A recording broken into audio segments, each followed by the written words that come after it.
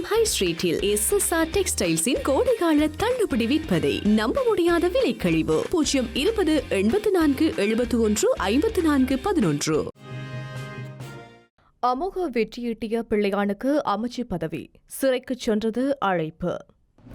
கோட்டாபயவுக்கு அஞ்சி மஹிந்தவிடம் சரணடைந்த முக்கிய புள்ளிகள். சமூகத்திற்குள் கொரோனா கொத்தடி ஏற்படும் ஆபத்து, தொற்றுநோய் பிரிவு எச்சரிக்கை. எங்களுக்கு எதிராக சதி செய்தார்கள், ஆனால் நாங்கள் வென்றோம், சுமந்திரன் ஆதங்கம். புதிய பிரதமராக கடமைகளை பொறுப்பேற்றார் மஹிந்த.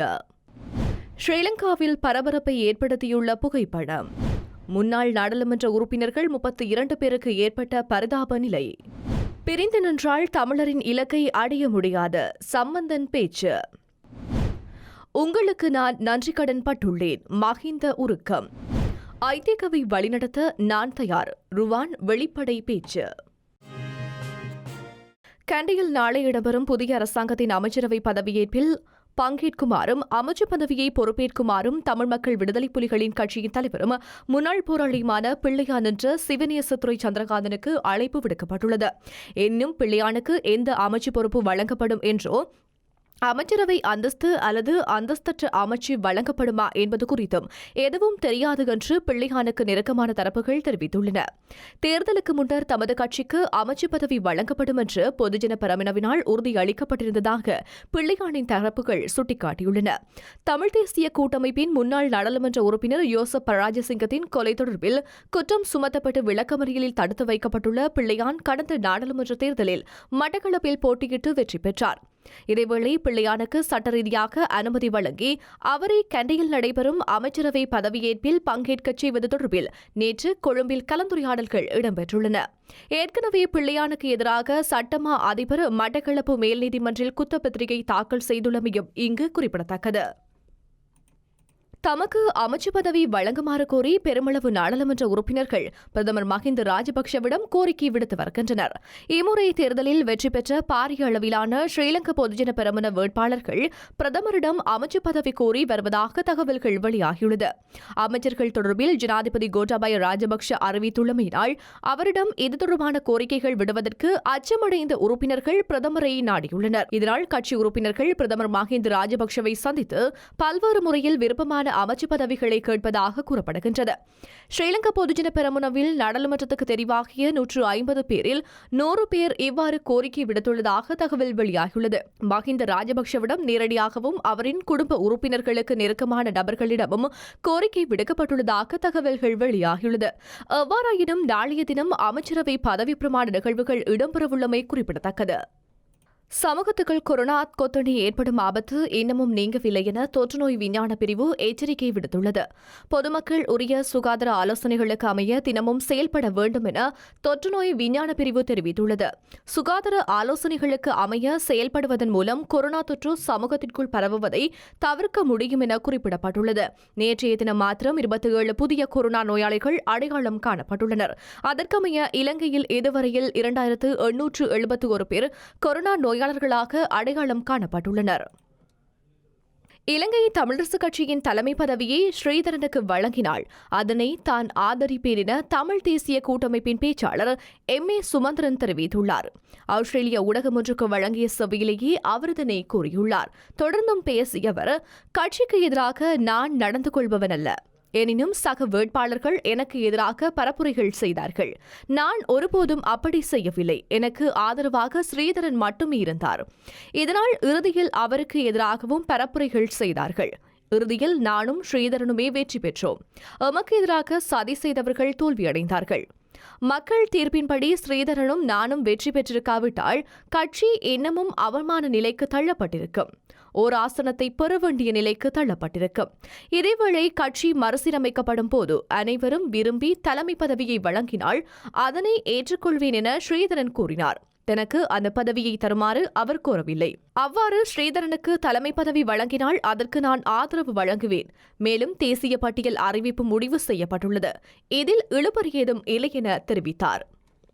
புதிய பிரதமராக மஹிந்த ராஜபக்ஷ அலரி மாளிகையில் தனது கடமைகளை ஆரம்பித்துள்ளார்.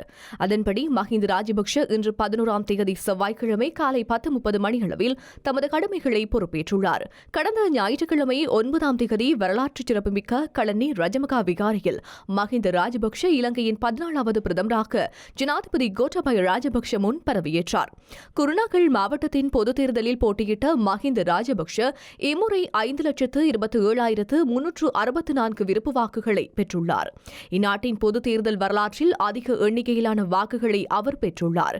அத்துடன் மஹிந்த ராஜபக்ஷ புதிய பிரதமராக நியமிக்கப்படுவது இது 4வது முறையாகும்.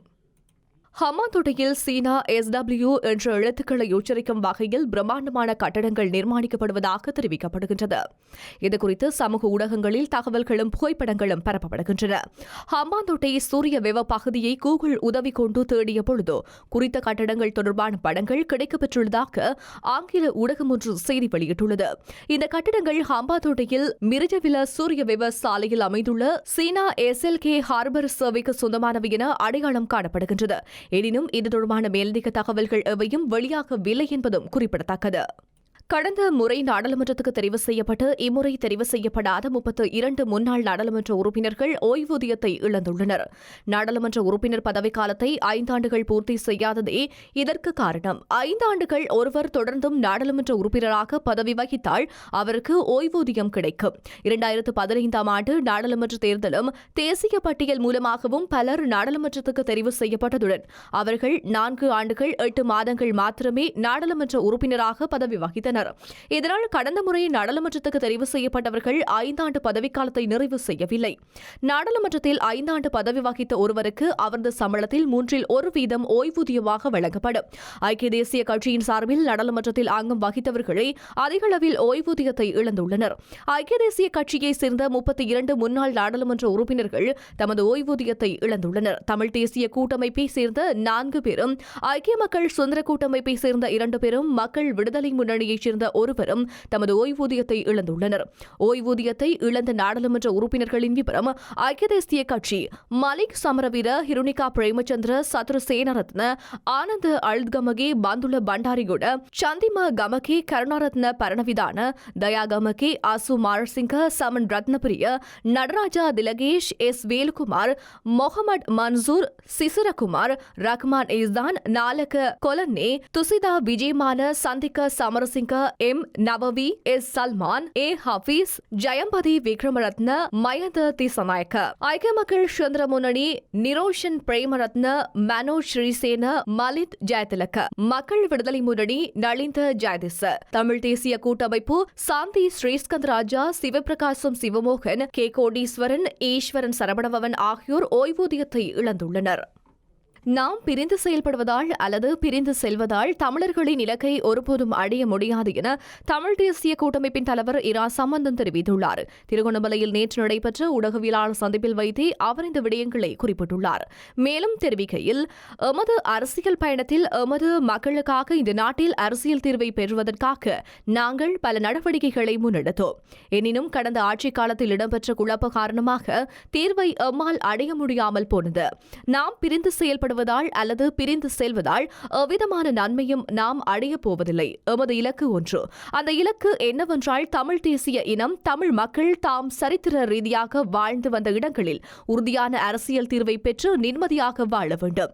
இதை பெறுவதற்காக நாம் அனைவரும் ஒற்றுமையாக செயல்பட வேண்டும் என்று கூறினார். நாட்டு மக்கள் அனைவருக்கும் வழங்கிய வாக்குறுதிகள் நிறைவேற்றப்படும்.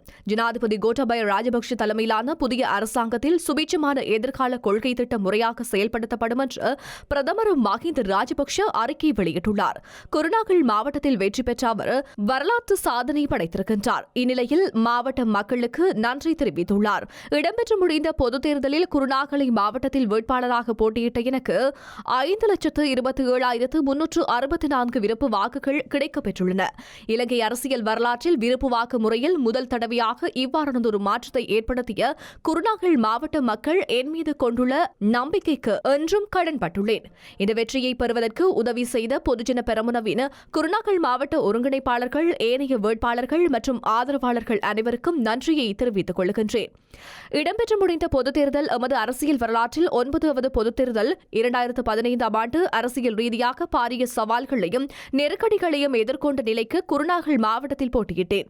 முதல் தடவையாக அப்பிரதேச மக்கள் என் மீது நம்பிக்கை கொண்டு ஆதரவு வழங்கினார்கள். இம்முறை விருப்பு வாக்குகளின் ஊடாக ஆதரவை பன்மடங்கு வெளிப்படுத்தியுள்ளார்கள். ஸ்ரீலங்கா பொதுஜன பெரமுனவிற்கு ஆதரவு வழங்கிய மக்கள் முகப்பு புத்தகத்தில் அரசாங்கம் செயல்பட வேண்டிய விதம், வாக்குறுதிகள் ஆகியவை தொடர்பில் கருத்துக்களை பதிவேற்றம் செய்துள்ளமை கவனத்திற்குரியது.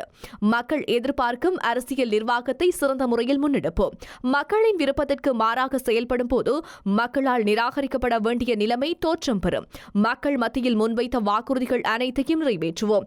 ஜனாதிபதி கோட்டாபய ராஜபக்ஷ தலைமையிலான புதிய அரசாங்கத்தில் சுபீட்சமான எதிர்கால கொள்கை திட்டம் முழுமையாக செயல்படுத்த வேண்டும். நாட்டு மக்கள் தொடர்ந்தும் எமக்கு ஆதரவு வழங்க வேண்டும் என்றார். ஐக்கிய தேசிய கட்சியை வழிநடத்த தயாரென ஐக்கிய தேசிய கட்சியின் துணை பொதுச் செயலாளர் ருவான் விஜயவர்தன தெரிவித்துள்ளார். கொழும்பில் செய்தியாளர்களை சந்தித்து பேசிய போது அவர் இவ்வாறு குறிப்பிட்டுள்ளார். இதன்போது பேசிய அவர், நாட்டு மக்களின் இதயங்களை வென்றெடுக்கக்கூடிய ஒருவரை கட்சியின் புதிய தலைவராக உறுப்பினர்கள் தெரிவு செய்ய வேண்டும். மேலும் தேசிய பட்டியலூடாக நாடாளுமன்றத்துக்கு நியமிக்கும் நபருக்கு இது பொருந்தும். அந்த வகையில் தலைமை மற்றும் தேசிய பட்டியல் இரண்டையும் பொறுத்தவரை கட்சி சரியான தீர்மானத்தை எடுக்கும் என நான் நினைக்கின்றேன். அத்துடன் கட்சி உறுப்பினர்கள் என்னை விரும்பினால் கட்சியை வழிநடத்த தயாராக இருக்கின்றேன். ஆனால் தேசிய பட்டியலூடாக நாடாளுமன்றத்துக்கு செல்ல நான் விரும்பவில்லை என்றார்.